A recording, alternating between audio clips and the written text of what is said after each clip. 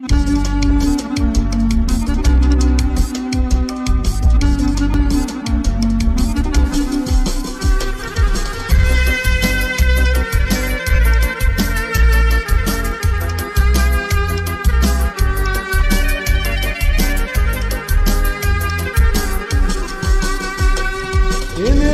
güzeldir saykoz, amok nazım dünyadan tek yavru, zigani rüşmalayka,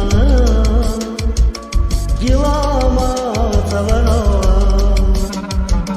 gelik zavazın tavaris, nulu kör gozay gede, kizal zabro güzel doğa. Vilerozi gizlama Yasadallah mezuçka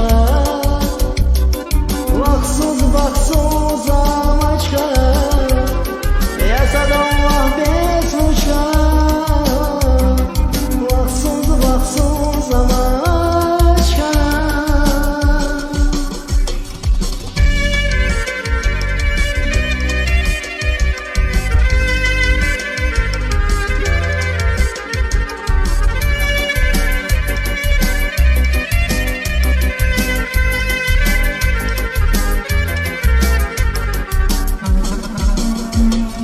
Dağları satsavazi şe savayse Urazma silval cezlame Maniyaluhun gülane Dünya hanıvazan sakefes Dağları satsavazi şe savayse Urazma silval cezlame Maniyaluhun gülane Dünya hanıvaza sahtepe Yasadallah beş uçkana